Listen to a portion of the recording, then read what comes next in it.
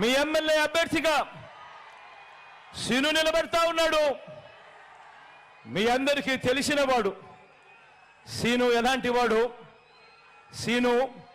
పేదవాడి కోసం ఏ స్థాయికి వెళ్ళి పోరాడుతాడో కూడా మీ అందరికీ తెలిసిన విషయమే.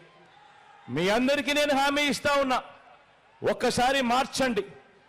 మంచి చేసి చూపిస్తాడు సీను. మంచి సీనుతో నేను చేయిస్తాను అని చెప్పి ఈ సందర్భంగా మీ అందరికీ కూడా తెలియజేస్తా ఉన్నాను. మీ అందరినీ కూడా సీనుపై మీ చల్లని దీవెనలు ఆశీస్సులు ఉంచవలసిందిగా సవినయంగా ప్రార్థిస్తా ఉన్నాను. సార్ ఆవిడ ఎలాంటి తప్పుడు చాటింగ్స్ కూడా చేసిందో మా దగ్గర ప్రూఫ్స్ కూడా ఉన్నాయి సార్, స్క్రీన్ షాట్స్ కూడా ఉన్నాయి. పబ్లిక్ గా ఆవిడ ఒక మాట అన్నారు మేడం, మీరు అన్ని ఛానల్లో ఇచ్చిన ఇంటర్వ్యూలో కూడాను ఆవిడ తప్పుగా పట్టారు. కొంతమంది నేను ఒక మంచి డాన్స్ టీచర్ని, నేను చాలా మందికి విద్య నేర్పాను, అటువంటి నా పైన అపనిందనలు ఆరోపణలు చేస్తున్నారు, నేను చాలా మందిని ఇబ్బంది పెట్టాను, మహిళలతో తప్పుడు తేల్చుకోమని. తనకు 3 పిల్లలు ఉన్నారు కదా, ఆ 3 పిల్లలు ఎవరెవరి పిల్లలు తన క్లారిటీ ఇవ్వమని చెప్పండి. DNA టెస్టులు కూడా చేయమని చెప్పండి. సవాల్ విసురుతున్నారా?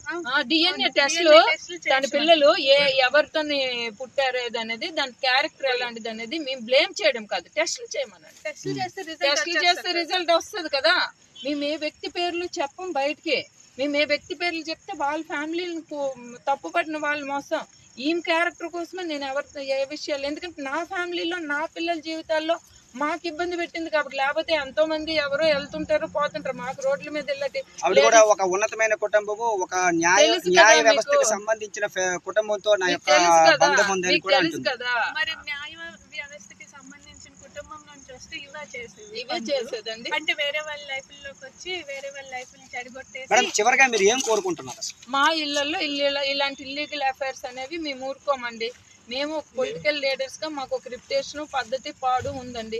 మా ఫ్యామిలీస్ ని మా పిల్లల్ని డ్యామేజ్ చేస్తానంటే మేము ఊరుకునే పరిస్థితి లేదండి. అది మా ఫైనల్ కదా.